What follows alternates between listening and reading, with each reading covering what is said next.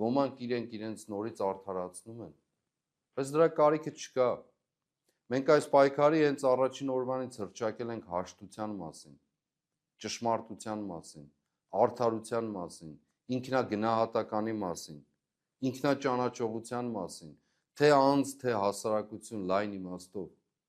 Այս արժեքները պարզապես հնչող արժեքներ չեն, սրանք են դեղերը, բուժիչ միջոցները, որոնք մեզ կարող են դուրս բերել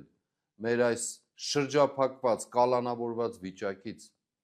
որոնք կարող են պատճառ, միջոց լինել պարզապես կանգնելու, այս արհավիրքը վերացնելու եւ նոր տունը կառուցելու մի տեսակ հոգեվոր իմաստով տուն վերադառնալու, ներդաշնակություն վերադառնալու, այո, Աստծու ներկայություն վերադառնալու, որի սիրուց ոչ ոք չի կարող մեզ բաժանել։ Որն է Աստծու այդ սերը։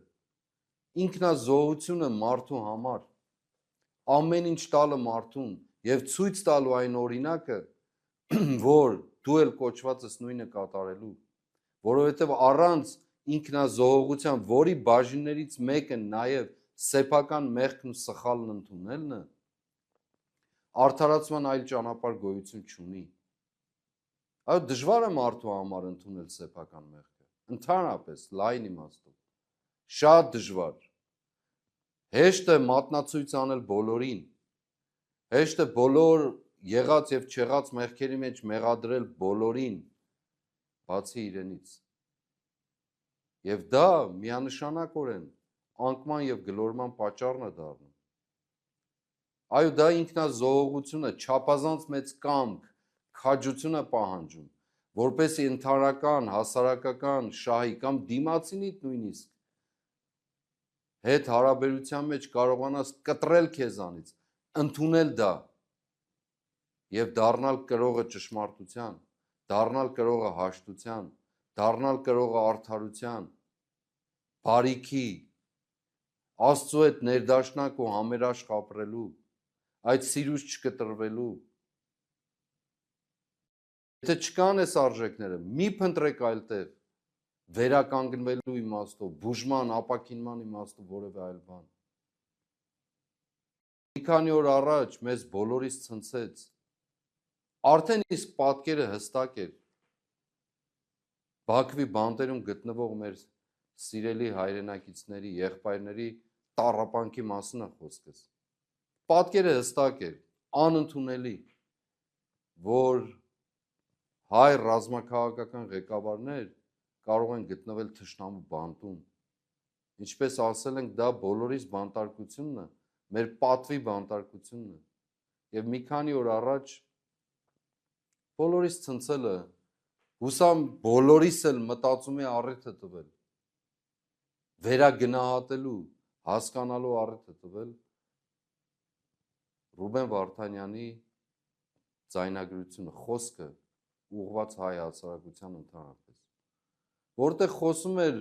ճիշտ այն արժեքների մասին, ինքնազոհողությունից սկսած եւ նաեւ սեփական կյանքով վճարելու եւ հաղթանակ կերտելու մասին։ Մարդիկ եղան, սկսեցին քննարկել, թե ինչպիսին էր, որտեղ էր, երբ էր, ինչ կերպով էր այդ ձայնագրությունը եւ այլն, բոլոր ձևերի եւ այլնի մասին։ Ինչու՞, որպեսզի պատասպարվեն, որպեսզի սեփական մեղքը կամ սեփական անպատվությունը չընդունեն, որպեսզի սեփական ներդրումը, ինքնազոհողությունը ծածկեն ինչ-որ ձևով, բայց խոսեն արտաքին ինչ-որ բաների մասին, թե ինչպես տեղի ունեցավ այդ ձայնագրությունը, ինչ կերպով, ձայնը լավն էր, լավը չէր, եւ այլն, բայց ոչ խորքային բովանդակության մասին։ Ոչ երբեք, որովհետեւ այդ բովանդակությունը վերաբերում է յուրաքանչյուրին, ազատության ճակերտավոր ասած մեջ գտնվողներին, վերաբերում է յուրաքանչյուրին որպես մտածումի առիթ, ինքնակնության առիթ, յուրաքանչյուրին է վերաբերում մեզանից մտածելու մեր ապրած կյանքի մասին, հենց այս օրերի, այս ժամին ապրած կյանքի մասին, մեր պատվի մասին, արժանապատվության մասին, Աստծո սիրո մասին, մեր երազների մասին, ես չեմ դադարելու ասել ձգտումների մասին, իղձերի մասին։ Չի կարող մարդ, ով պատասխանատվություն է ստանձնում, մեծ կամ փոքր չափի, երազ, իղձ, տեսիլք չունենա, ձախողումներն էլ այդտեղից են գալիս, որովհետև պետական պաշտոնյա կամ ոչ, բայց հատկապես որևէ մեկը այսօրվա մեր մտքի սահմանափակումների մեջ մտածում է միայն ինչ-որ օրակարգերի մասին, մտածում է ինչ-որ նյութական ձեռքբերումների մասին, երբեք չի կարողանում ինքնազոհությամբ խոսել տեսիլքի, իղձերի, երազների, ձգտումների մասին, մեծ պատկերների մասին,